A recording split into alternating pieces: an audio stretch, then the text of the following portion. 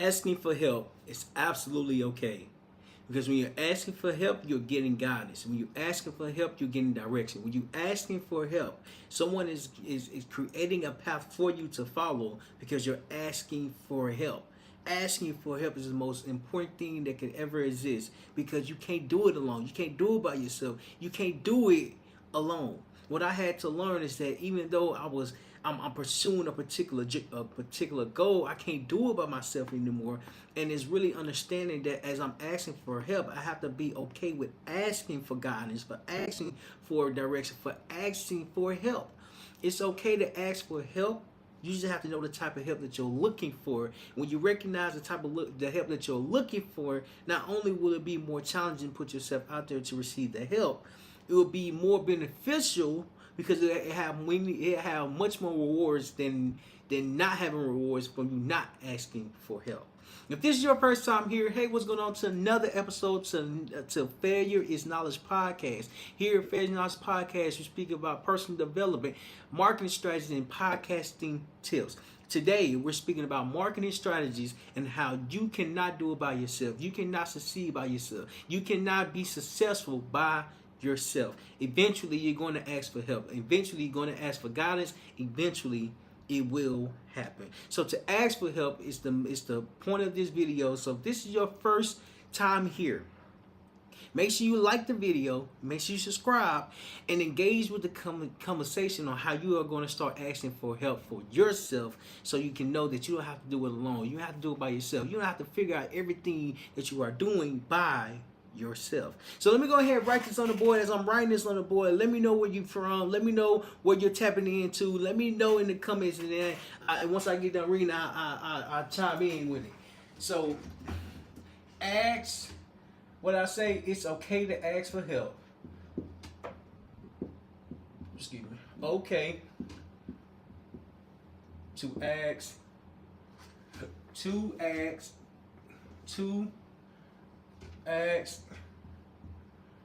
for help. It's okay to ask for help. Okay, there we go. Help. There we go. It's okay to ask for help. Let me know in the comments where y'all chiming in from. Let me know in the comments. I'm going to take a look at it right now. Okay. So, welcome to another episode again. So today we're talking about asking for help, and I'm learning today at this moment that it's okay to ask for help because you don't know everything, and even if you think you figured out everything, eventually you're going to ask for help. So I had to learn that as I'm asking for help, I have to understand why I'm asking for help. So when I first started working with my team member, before I even reached out to her or started having interviews and things of that nature, I was doing everything by myself. I was creating the thumbnails, I was creating the pictures, I was creating the videos, I was doing everything by myself. And after producing 893 podcast episodes, I've completed that by myself. It was a struggle trying to figure out different designs. It was a struggle trying to be creative. It was a struggle trying to use a skill that I'm not really good at. And so it was difficult for me to even ask for help because at the time I didn't know what help I was looking for. And so even though I didn't know what help I was looking for, I was willing to do the work all by myself. And even though I'm willing to do the work all by myself, it put a limit on me. It put a limit on myself because I was burning out. I wasn't really accomplishing anything. I was just doing everything by myself and nothing was coming from it. Nothing was coming from it. And I got to a point where I'm like, yeah, man, I don't think I'm going to keep doing this. I don't think I'm going to have my own business. I don't think I'm going to start creating videos anymore. I think I'm just going to stop. And so before I even reached out to my team member and we started working together, started learning each other, and started really collaborating together, it put me in a place where I was at the burnout phase where I couldn't necessarily think of an idea, I couldn't think of a design, I couldn't be creative, I couldn't necessarily use a skill because that's creating the design, that's not something that I'm good at. And so when I reached out to my team member, not necessarily just my team member, but when I put the job description out, it's like, okay, this is the type of job I'm looking for. I'm looking for someone that's creative, that can create a thumbnail, and that's good and understand YouTube. You don't have to understand everything in YouTube, but you just have to have a more than basic understanding with YouTube. And so as I'm asking people, as I'm reaching out, I'm having different interviews, I'm having different conversations. They're sending me their work. I'm looking at it, I'm like, yeah, this is creative. I can never do this. I can never be this creative because it's just not my skill. And so when I had to learn how to ask for help, is that I had to learn how to put myself in position to ask for the right guidance so I can be better in life. Not only be better in life, but not be burnt out, not be stressed out, not be overwhelmed, because I'm doing every single thing by myself. And so when I start marketing myself, put myself out there, and really understanding like how I want to go about serving people and helping others, it was at the point when I was at 893 podcast episodes that I produced, that I edited, that I published, and it took so much from me. Because there was a lot of work that I was putting in. There was a lot of energy that I was putting in. I was putting in so much because I was doing everything by myself. And until I recognized that it was okay for me to ask for help, me asking for help was non-existent because I didn't know what to ask for. I didn't know even if I could ask for help. Nor did I even have the money to ask for help. And there was another factor. It was like, okay, you're doing so many things, but what's coming from what you are doing? And what I had to learn is that even though I don't have a particular skill, when I'm asking for help, I'm asking for guidance. When I'm asking for guidance, I'm asking for collaboration. Like I'm asking for someone to work with me. See, that's the first point I want to hit on, is that it's okay to ask for help because you can work with others. Point number one, you can work with others. With others. You can work with others. And the reason why this is so important, because working with others is the key to keeping you happy. It's the key to keeping your stress level down. It's the key to maintaining your work. Because what happens is that when you get overwhelmed, you stop doing the work. The work stop being important. The work is a struggle now because you're not able to figure out how to ask for help. You see, when I started working with others, and it wasn't just me working by myself, it gave me a sense of confidence. It gave me a sense of peace, and it gave me a sense of relief. I was relieved not to be willing to do every single thing because I can't design that well. I'm not that creative. And it blows my mind. When I was in high school and I had to take an art class, they gave us a picture to draw. And they said, draw it the best way you can. And I'm like, okay, this should be easy. So as I'm drawing the picture, I'm looking directly at the picture, and I'm thinking that it's coming out good. I'm thinking it's coming out great. So as I'm looking at the picture, I'm drawing the picture. I'm trying to draw the face, but the features ain't there. So the picture that I needed to draw was a face, but the face that I ended up drawing was not a face. So I tried to do the design. I tried to be creative. I tried to follow the picture. Oftentimes in life is that many times you're following the wrong picture. I was following the picture that I was told to draw, but it wasn't a skill that I just had in me. My mama, who's a single mom raising 3 boys by herself, she can draw. It blows my mind. When there's a piece of paper, like right in front, there's a blank piece of paper, and she can see a picture. When she sees it and knows the picture, she can start drawing it exactly like this picture. And it blew my mind because I'm like, how are you able to do something like that? How are you able to do something like that? That's very creative. I used to get jealous of my mama because she can draw, because she was creative, because she can turn nothing into something, and the something was a unique picture. I used to be jealous of that. I'm like, why can't I be good at that? Why can't I be good at creating a picture or drawing a picture or using this skill? Why can't I be that good? You see, I started to get jealous because my pictures didn't come out like this.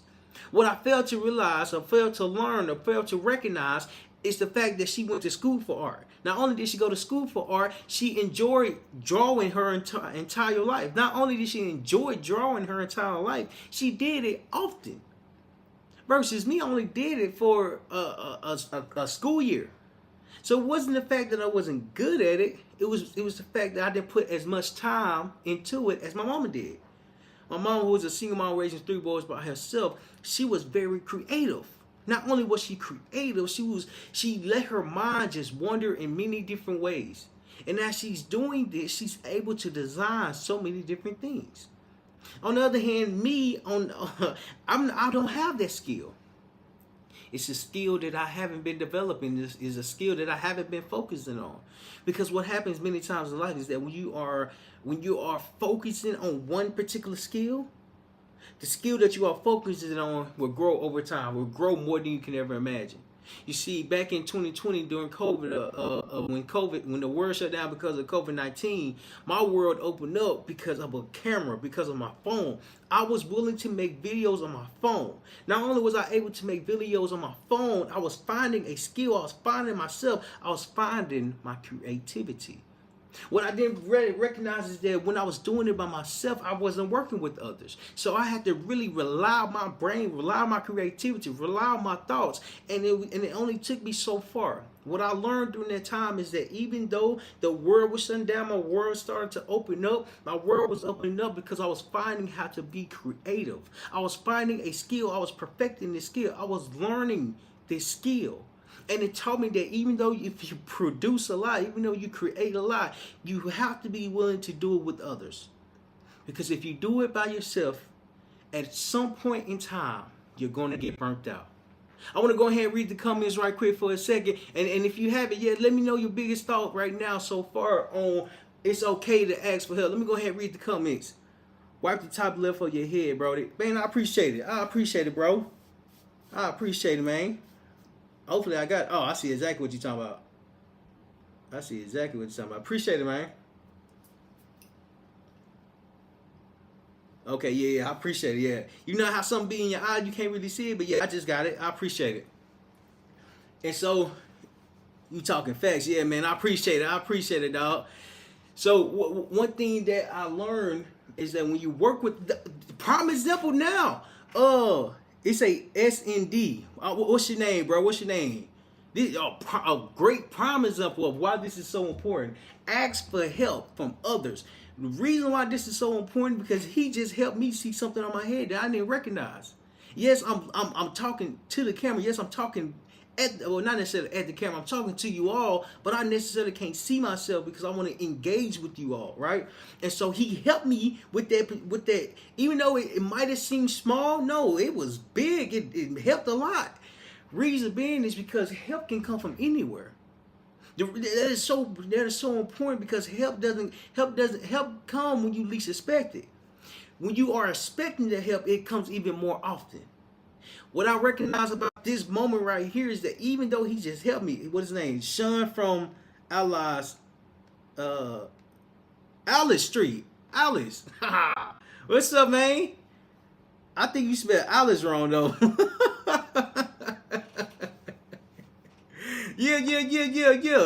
Yeah, but what I learned, Sean, he helped me with this particular thing, but the help came.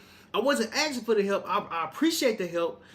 But what I've learned is that when you ask for help, you get even more help.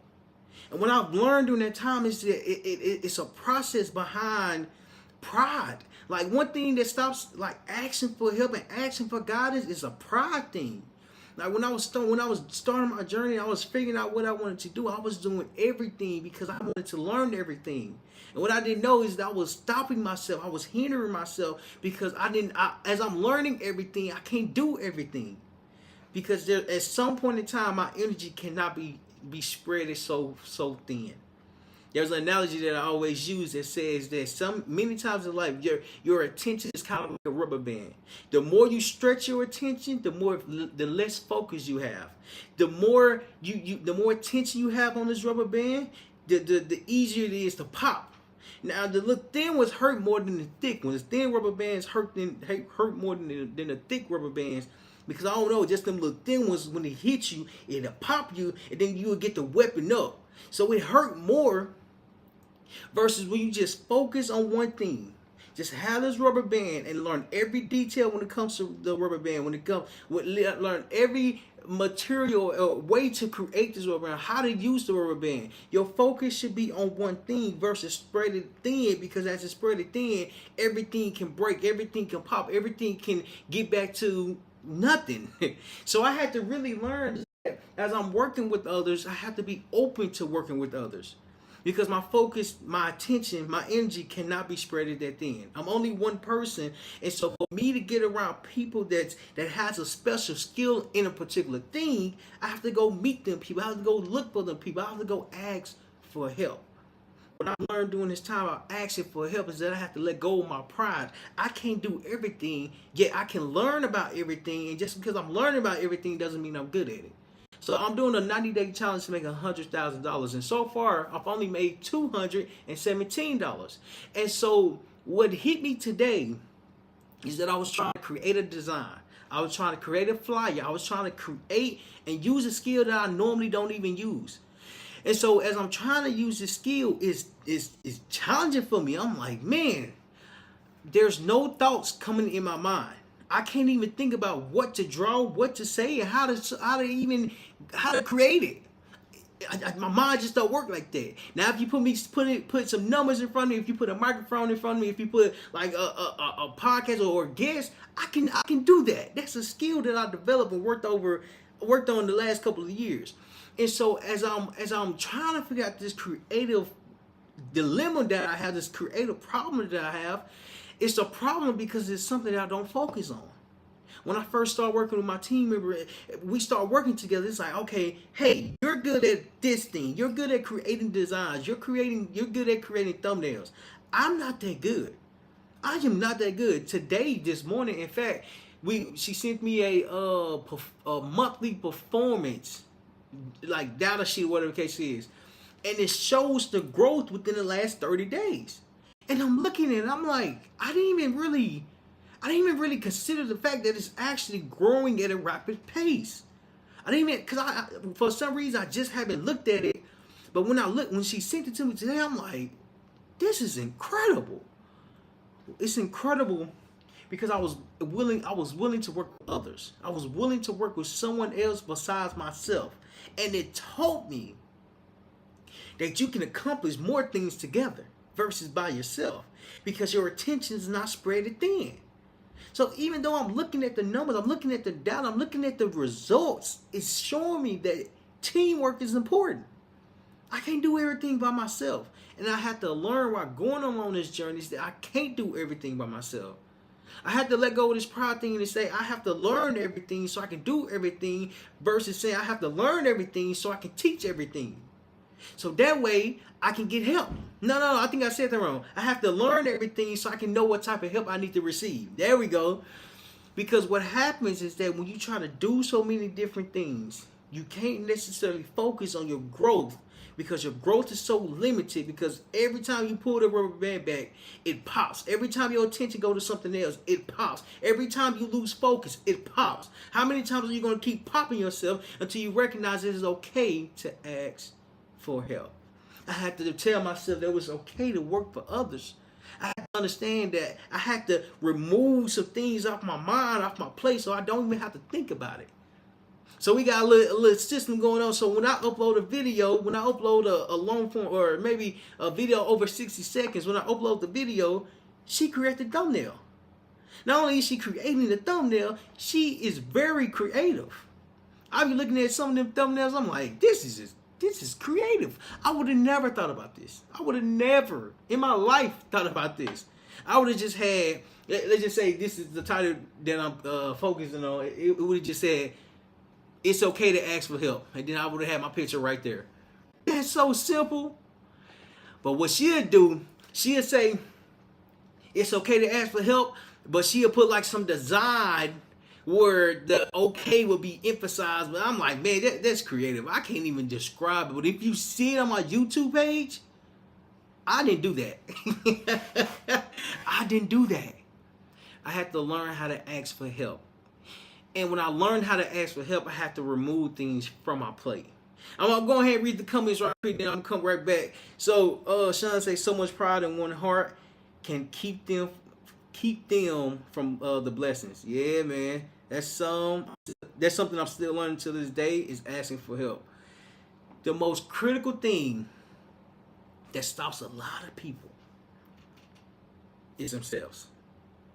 And this is so important, because when you work with others, you have to learn how to get out your own way.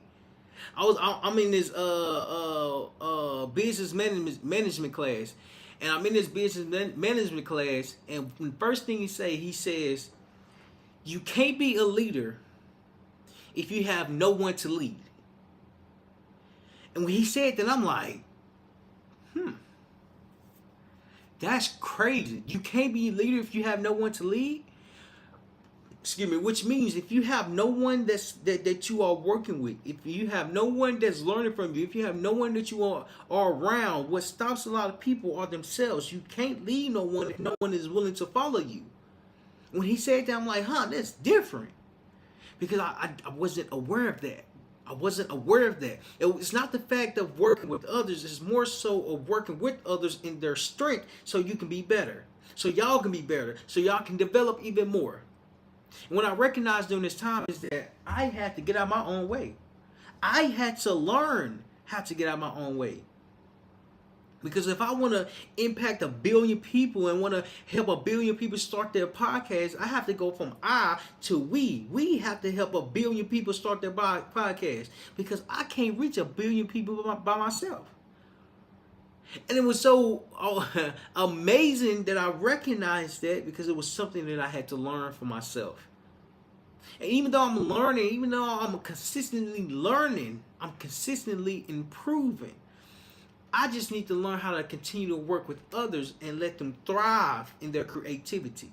If my mom was to ask me to draw something, I'm going to tell her, yeah, I'm not that good.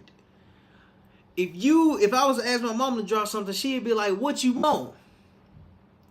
Oh, you want. It was a cartoon called Static Shock. You want Static Shock drawn?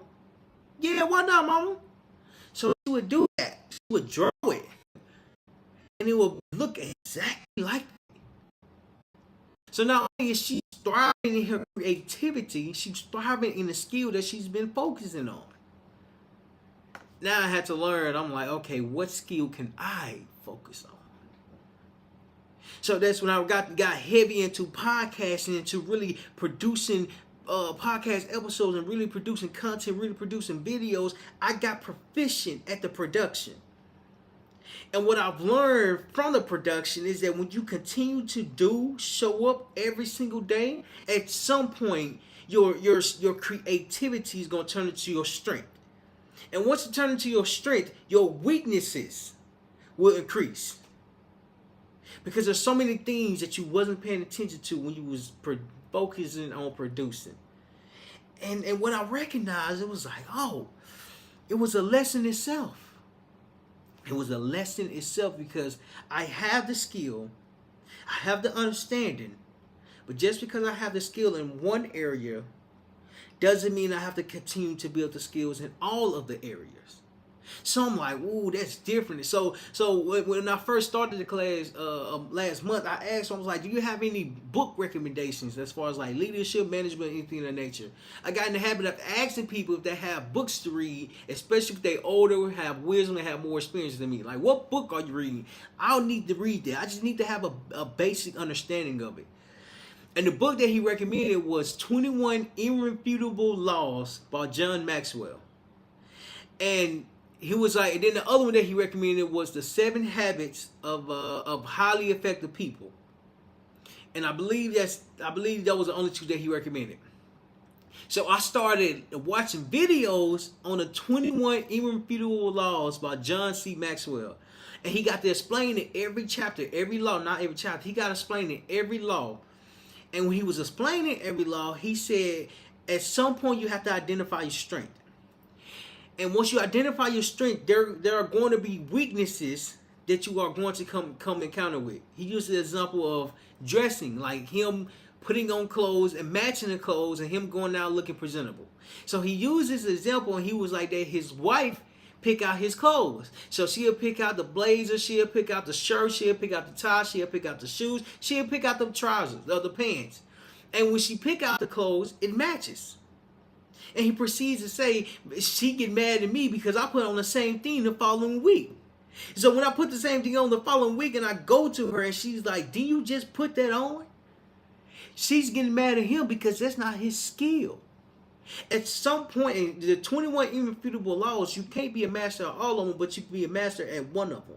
You can be a master at a few of them, not all of them, but a few of them. He said, for the ones that you have a weakness in, get around people or hire the people or work with people that have that strength, that has that strength. And it taught me that even though you have a strength, you also have a weakness. So the following class, I go ask my professor, I say, so out of the book that you recommended me, the 21 irrefutable laws, which one is your weakness? And he say he said they all can be a weakness. You just have to constantly improve on them. And I'm like, really? I said, dang, I didn't even think about it like that. You just have to keep improving. You keep improving by getting around people that have strengths that you are weak in. You get around people that you really, that when you have a strength, you can match the person that have another strength because y'all weaknesses combine with each other, or work well with each other. Because your weakness is the next person's strength, and their weakness is your strength. I said, dang, that's different. You can work with others because you can balance each other out. So not only can you balance each other out, you're actually pushing each other. You're actually making each other better. You're actually challenging each other. So I'm like, ooh, what do I need to do so I can let go of the work that I'm focusing on right now? I have to learn myself that if you have 20 things that you are focusing on, let's use the example of 21 irrefutable laws. If you have 21 different things that you are focusing on, which one is progressing? Which one is improving? Which one are you developing even more? And so I had to really learn that I had to pick something that I was good at. And I have to observe it. I have to learn it. I have to dive into it. Because until I fully learned and understood what this was and the purpose behind it, I can no longer be positioned differently because I had to remain focused on one thing. So the one thing that I start to focus on is podcasting. It's producing. It's creating. Because when it comes to podcasting, I believe I have a basic understanding of it. Because I produce over 893 podcast episodes, so I have a basic understanding of it. It's not 893 podcast episodes. So now when I get around others, I have to identify my weakness and work with others who have the strength in my weakness. And so it taught me, first you have to be willing to learn about yourself. And as you are learning about yourself, you have to be okay with it, recognizing the truth about yourself. So I did a personality test a couple of weeks ago, and I did maybe 5 of them. And I'm doing the personality test. I'm learning about myself. I'm recognizing my strength, learning more about my weaknesses. And so when I looked at my strengths, it was maybe 5 different categories and gave me 4 different strengths. And I'm reading. I said, yeah, okay, this is good. All the strengths align pretty good. I'm like, okay, everything's good. Everything adds up. Then when I go to the weakness side, everything that was listed, I'm like, yeah, I don't think that's true. I don't think that's true. The first one that it said that you're insecure. I said, yeah, I don't think all this is true. I don't think all this is true. And what I learned from it is that even though I recognize the positive, I have to recognize the negative and say that I'm the negative as well. And so what it helped me identify are my weaknesses. What it helped me recognize are my strengths. You can only position yourself differently when you're open to change, when you're open to growth, when you're open to developing yourself. The reason why this is so important because you are able to learn more on how to work with others. I'm gonna read the comments for a second, and I'm gonna come right back to it. But with point number 2, let me know in the comments. Let me know in the comments your biggest takeaway so far. So, if you haven't yet, make sure you hit that subscribe button. Let me know in the comments your biggest takeaway as far as it's okay asking for help. Let me know in the comments. Let me know where you're from. Let me know. So the next point I want to hit on It's the fact that you have to learn to balance your strengths and weaknesses. Learn to balance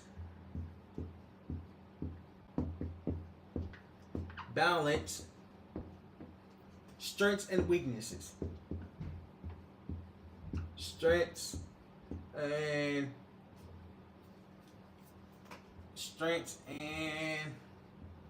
weaknesses.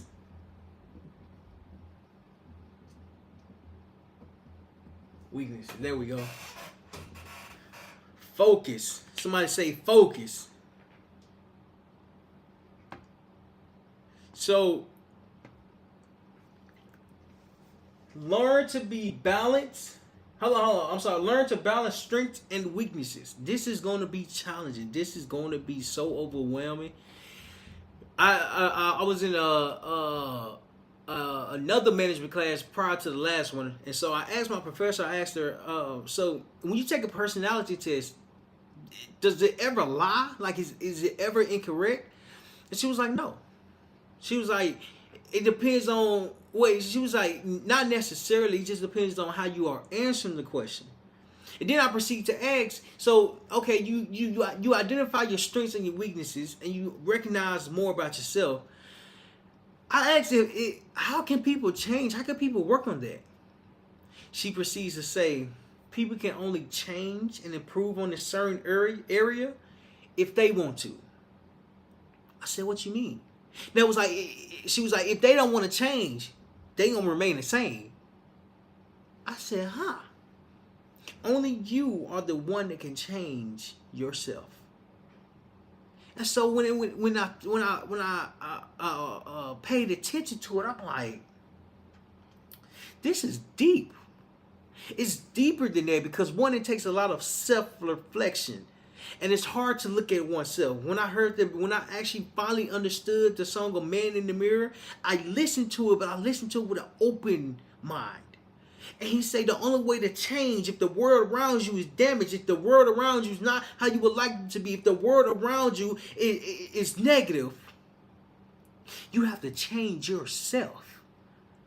You have to start with changing yourself so you can be around positive or something different. And what I learned during that time was the most important lesson when I finally understood that song. You can't make an impact if the impact that you are making, you skipped yourself. I mean, when I started half a decade ago, I was pursuing this journey. I was pursuing this career. I was pursuing this impact. And so when I picked up my first book, Rich Dad and Poor Dad, I picked up the book, I read, I'm like, this is great information. Then I start sending the book to my friends and say, hey, you need to read this book. Hey, you should be open to this book. Hey, what do you think about this book? So I got the information. I read the book. It changed my life. It gave me a different perspective. And I started sending it to other people. The problem wasn't me sending the information. Well, the issue came was that I wasn't doing what the book suggested. I was just reading and consuming the information. I was just reading and studying the information, but I didn't act on the information. So if I wanted to make a difference, if I wanted to make an impact, I have to be the one that leads by example. My professors say in order to be a leader, you have to have people to lead, or you have to have people to follow you. Because if you don't have nobody to follow you, who are you leading? First, you have to lead yourself. And it took me a long time to recognize the importance of leading yourself. Yes, I had the book. Yes, I was sending the book out. Yes, I'm telling everybody you should read this book.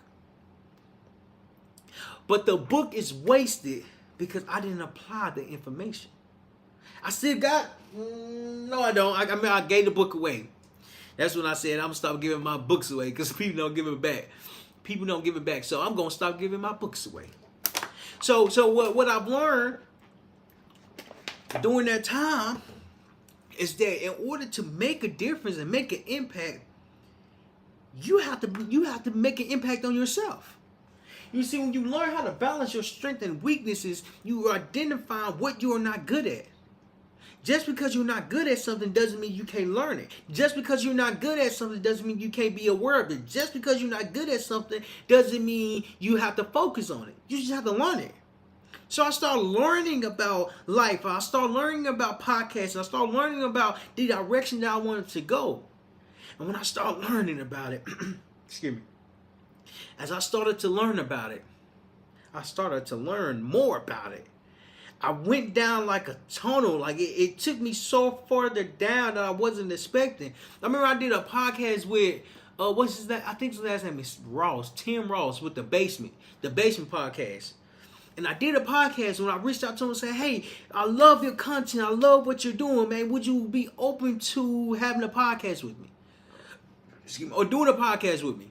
And he said, yeah, man, no, absolutely. He said, reach out to my assistant. And then when you reach out to my assistant, we can make it happen. And so we ended up making it happen. I ended up speaking to this man. And when I was talking to him, it felt like an interview. It didn't feel like a conversation. It felt like an interview because I kept asking question after question after question after question. It wasn't the fact that I didn't understand how to have a conversation.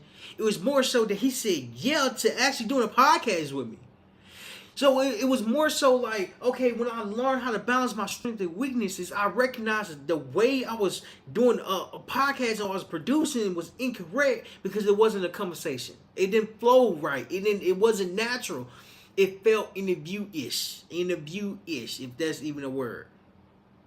So at the time, I had to learn how to ask questions, how to have a conversation, how to have open-ended conversations to the point where I'm asking a question, then when I ask the question, they answer it, but it's thought-provoking that brings out more answers, that brings out more conversation, that brings out the way people interact with you. But see, I learned that by putting myself out there in a way where I wasn't familiar with. I started a podcast, started asking people to be on my podcast. They start saying yes to being on my podcast. I'm like, uh-oh, they start saying yes. So not only am I learning the skill, I'm turning this weakness because I have no idea what it is into a strength because I'm focused on every day. Because I'm focusing on it every single day. The reason why this is important is because when you have an idea, when you have a thought, go all out for it. Rather than having 5 ideas, rather than having 10 ideas, rather than having 15 ideas and never acting on none of them because you can't focus on one of them. See, when you balance your strengths and weaknesses, you're learning more about yourself. You can't be good at everything, but eventually you will be good at something. If there's something that you're focused on, is one thing. I remember when I went to go visit my mom. When I went to go visit my mama in Little Rock, Arkansas for like it was a break. I went to go visit my mom, who was a single mom raising 3 boys by herself. I went to go visit her, and we went to a restaurant. And during this time, I was in the Marine Corps. I was serving, and then I had a couple years left on my contract. And so as I'm visiting my mama and we go out to breakfast, there was a gentleman there that had like a briefcase, or not necessarily a briefcase, but he had something that he was holding that looked like that he was doing work. And so as we was waiting in line, I sparked a conversation with him. So I started asking him, like, what do you do? And he got to telling me like he's I believe he said a professional wrestler or something like that. I said, really? I said, how long you been wrestling?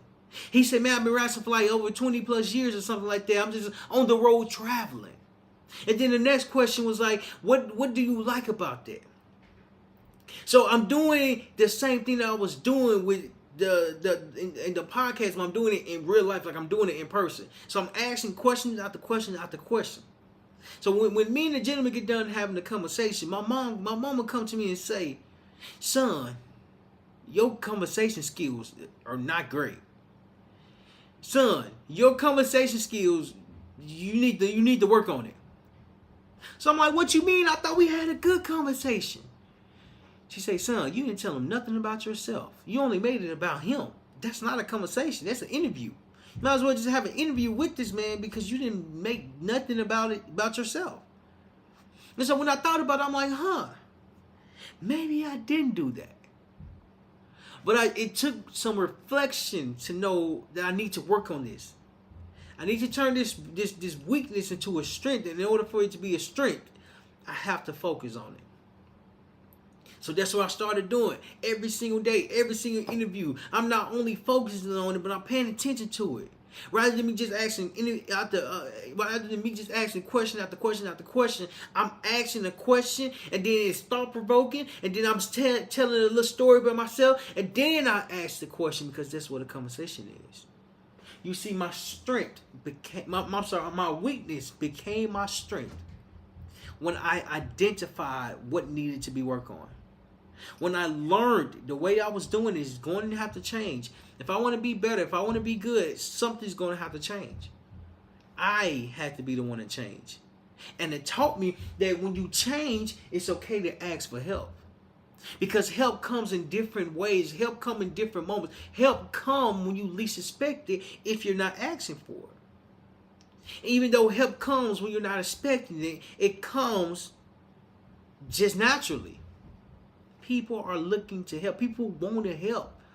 And when I learned how to let people help me, it became less stressful. I'm going to go ahead and read the comments right here. Let me know for the moment, what is your biggest takeaway so far on how you why it's okay to ask for help. Let me know in the comments while I read the comments. Let me know. Go ahead and comment below.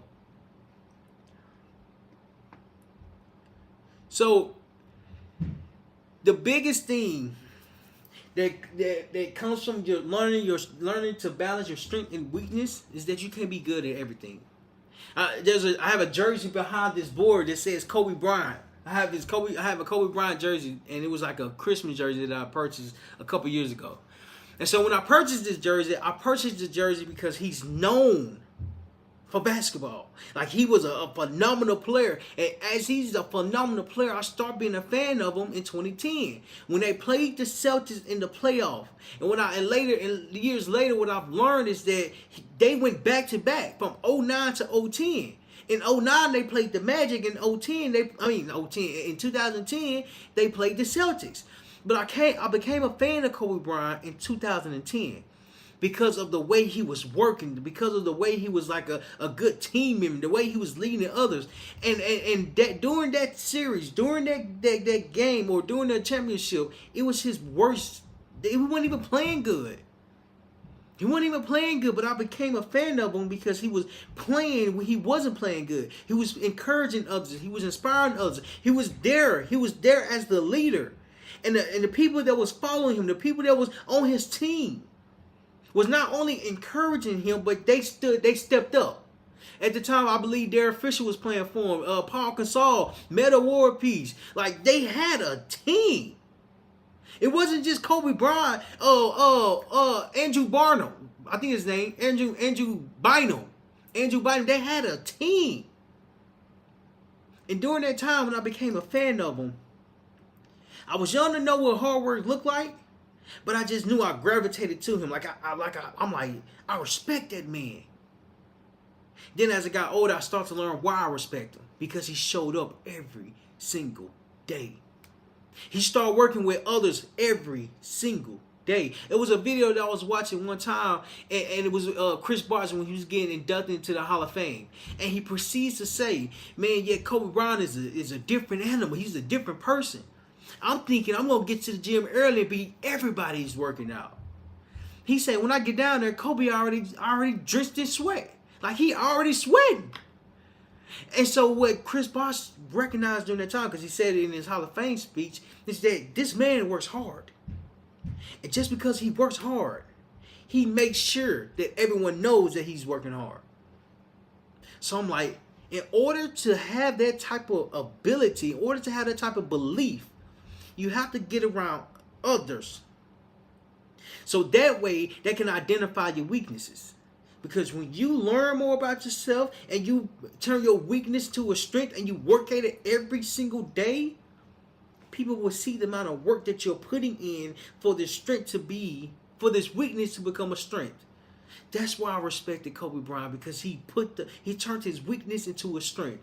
I'm going to read the comments right quick. Let me know in the comment right quick how you're going to turn your balances into strengths. And if you haven't, make sure you hit the subscribe button. Make sure you hit the like, because we're diving deep on how to become the best version of yourself. I'm going to read the comments right quick, then I'll be right back. AK9SBN said, when do you feel like help becomes detrimental? The messenger. That is a great question. I'm going to read it again. When do you feel like help becomes detrimental? Like the messenger. It's the messenger like the movie or something like that. I'm not for sure of the last part. Like the messenger, or you don't say like the messenger. It say the messenger. I'm assuming that's a movie or whatnot. But I'm gonna answer the first part. What do you feel like? When do you feel like help becomes detrimental? Help becomes detrimental when you wait too long to ask for it. When you are receiving help, but you're receiving help in a way that you don't even need it. Like, for instance, when I started this podcast episode, I had a piece of hair string like right on my head, but I couldn't see it because I'm not looking at myself. I'm not looking at the camera. And then my dog, Sean, he said, man, you got hair right in your head. So I'm like, bruh, where? I can't see it. And then I get to grabbing, I get to feeling it, and it just blows. Even though I wasn't seeking that help, even though I wasn't looking for the help was beneficial. Where the detrimental part comes in at is that if I wasn't able to get the hair, then it would have been a distraction. The type of help that you receive the help because when you're either looking for it or two, people see things that you don't recognize.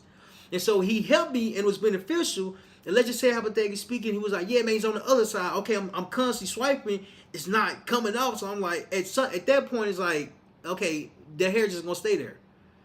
But it's detrimental, excuse me, when the help is not beneficial.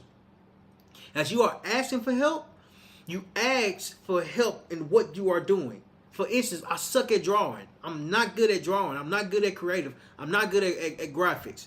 So I go ask for help for someone that's phenomenal in that. So I put like a job description there and I say, hey, I'm looking for someone specifically who know how to do a YouTube thumbnail, who understand YouTube, who understand what it takes to do the YouTube settings. Like I'm looking for that. I'm specific with the help. Another example of the detrimental of where the detrimental part comes in with our asking for help is that you're not specific enough. You're broad. Oh, I need help. Okay, what do you need help with? Okay, what do you need help with? Oh, I need help in creating videos. Oh, okay, now you go from broad language to specific language, and now someone who has a skill or someone who's good at something or someone that can help you will help you how you want to be helped. And that's so important because you're able to vocalize your weaknesses. So that's where it becomes detrimental and beneficial at the same time. Because one, if it's help that you're looking for, you have to be specific and ask for it. If you don't know how to ask for the help, but you're receiving help, is it beneficial in an area where you're struggling at? Is it good? Is it helpful? Is it like, dang, like thank you for the help? I've received multiple different advice, many advice from different people, and sometimes it's good advice, but I don't need that advice right now. I don't need that advice. Like for instance, one time there was like I got advice on. I'm just gonna use that example. I got advice on the type of lights that I use. So when I first started off, I just had a ring light, a ring light, and so the light is only so bright. I know I need to upgrade my equipment. I know that. So I did that. So I got my lights. And then one time somebody came to me and was like, yeah, man, you need to upgrade your lights. Well, that's not the help I'm looking for. I appreciate the advice. Like it doesn't help me right now.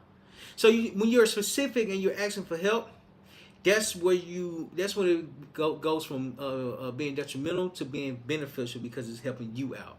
So I'm going to read the comments again. He say, how do you feel like someone could kickstart their hard work if their sphere of influence doesn't contain it? That is a good question. I feel like someone could kickstart that hard work if their sphere of influence doesn't contain it. You just said a key word in your question. So influence. When I was in this management class and I was reading the 21 irrefutable laws, and one of the laws was like person of influence. And so I went to ask my professor. I was like, how do you know like an area that you're struggling in? He was like, what do you think? Which of the laws do you think you're struggling in? I said, law of influence. He said, you're probably not struggling in it, you're probably just not paying attention to it. And when you're not paying attention to something, it becomes difficult to even kickstart, to even learn, or to even begin the process of it. And it's really just understanding, like, okay, what are you trying to kickstart? Let me know. Come in. What's your name, bro? AK9SSDN. Let me know what's your name in the comments. To kickstart, it's okay not to know the direction that you want to go. So this is where the broad questions come. Like, you just have to be open to asking questions. Like, ask questions. Like, what you're doing now, you're doing a phenomenal thing, because you're asking questions. You're asking for guidance, and that's good. That's phenomenal. I'm doing the best of my capability to answer it. If I don't answer, please let me know. I will try to reword it.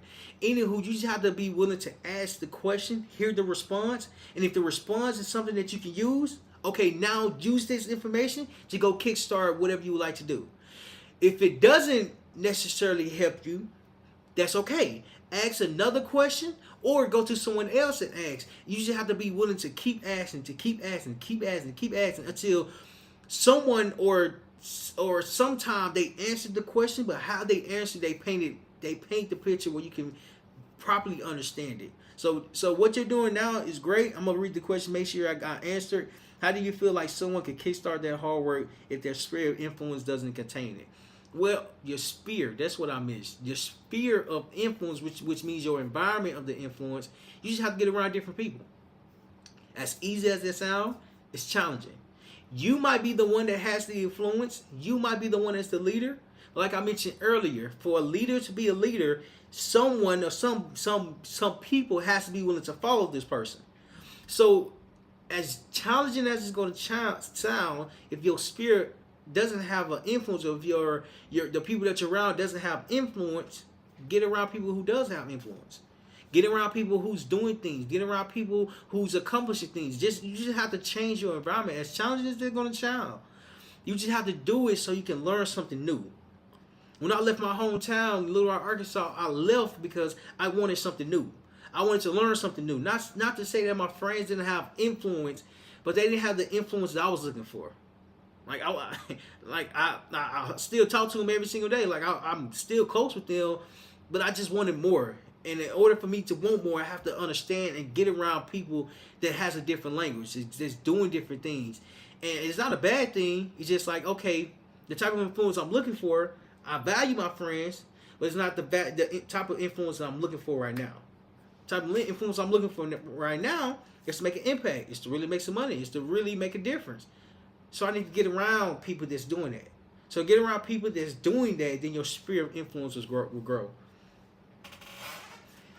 That's the last question. Last point. Last question. Last point. Glad you just hit it because the point just came out. Point number 3, don't be afraid to ask. Don't be afraid to ask. Don't be afraid to ask. And this is so important. This is so critical. Because you don't know what you don't know. What's it saying? Hold on. Yeah, I think that's the right saying. I think that is the right saying.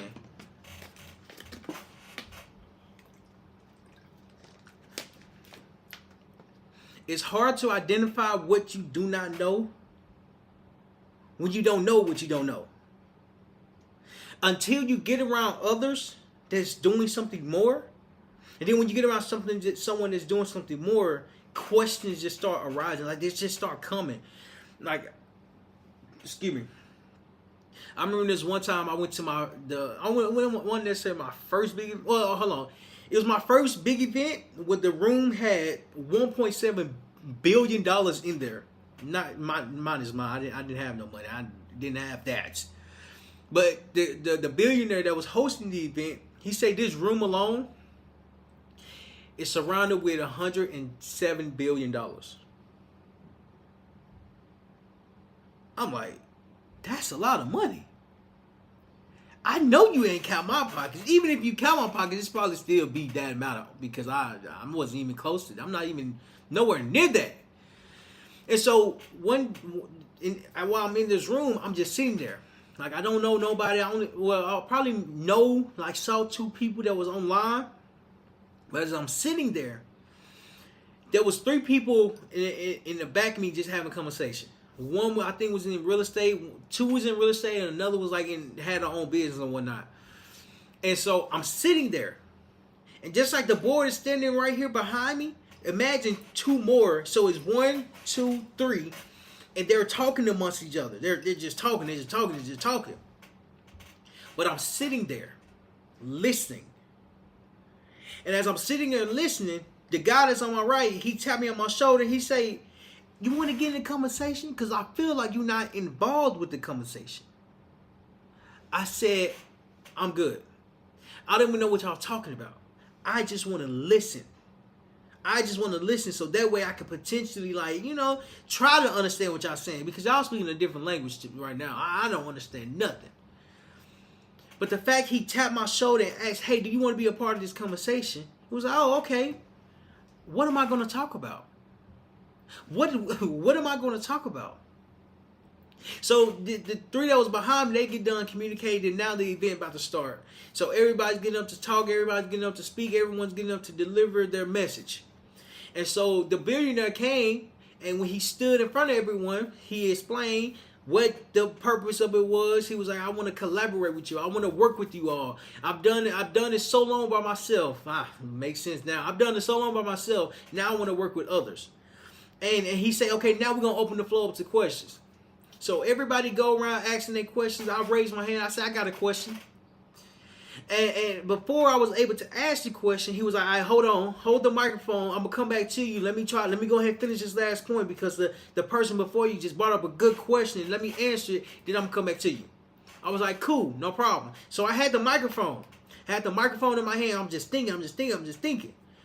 The question I was thinking about was a question only a billionaire can answer. So as I'm answering the question, thinking about the question, he called me. He was like, "All right, bro, so what you got?" So I stand up and say, "Hey, everybody, my name is Terryl with the Y, Humphrey." At this time, I was going by Terryl with the Y. And I say, for someone that's aspiring to be a billionaire with the B, what advice would you give? He said, "Don't stop at a million." And he said, "Yeah, anybody else got any questions?" I said, hold on. I said, no. I didn't say million. I didn't say million with the M. I said with the B. He said, "Yeah, I know, I heard you." He said, "Don't stop at a million. Because people who get millions of dollars, they stop doing what they did to get there so they don't get to the billions." He said, "If you want to be a billionaire, don't stop at a million." I said, "Oh my goodness." I was afraid to ask the question because I didn't know what to expect. But when he told me that it wasn't even simple, but when he told me that response, it made me think differently. Don't stop at a million? What? If you're going to get to a million, why not get to more? I haven't got to a million yet. At the same time, it's like, if you're going to dream, why not dream big? I read that in the book. I'm not into politics. But I read that by a book by Donald Trump. And it's called The Art of the Deal. As soon as you open the first page, it says, if you're going to dream, why not dream big? If you're going to do, why not do big? There's no such thing as a crazy question or an intelligent question or a question that doesn't make sense. The question that you're asking makes sense for the phase and person that you are today. You can always grow, you can always change, you can always develop, but the type of questions you're asking today comes from who you are as a person, what you have learned, what you have seen, what you have been introduced to. If you haven't been introduced to many things, or not necessarily say exposed, but exposure to different things, the type of question that you might ask might seem like it's not good. It might not seem like it's a great question, but it's a phenomenal question for where you are at that current moment. Because you might not know all the information you're talking about. You might not understand what they're speaking about. There was a guy that got up and he was talking about EBITDA. And the guy that I was sitting by, I'm like, what is EBITDA? How do you even spell that? So I'm trying to spell it. I'm like, what is EBITDA? And he say, I don't know the breakdown of it. He was like equity, interest, equity before interest, tax. I don't know. EBITDA. I'm like, what is that? But it was new to me, old to him. New to me, old to them. New to me, old to everybody, because I hear it every day. So the type of question that you ask, don't be afraid to ask them, because it's a question that's valid for where you are at today. And when you recognize that it's okay to ask for help, you have to ask for help, because you can only work with others. You can only grow more with others than by yourself, because when you're growing with others, you're working together, you're collaborating together, you're putting yourself out there. And as you're putting yourself out there, you have to learn how to balance your strengths and weaknesses, because when you learn how to balance your strengths and weaknesses, you become better, you become more understanding, you become more level-headed, because this will lead you to not being afraid to ask questions. And if you got value from this, make sure you hit that subscribe button and let me know in the comments your biggest takeaway on asking for help, and how are you going to start asking for help for yourself. I appreciate y'all. If y'all want to leave a review for Apple Podcasts, go to Apple Podcasts, scroll all the way down, and it should say leave testimonial. Make sure you hit the 5-star review. If it's anything on the 5-star review, just hit the 5-star review and then leave a testimony on why this episode impacted you the most. I appreciate y'all, and then make sure y'all check out the other videos here on this channel.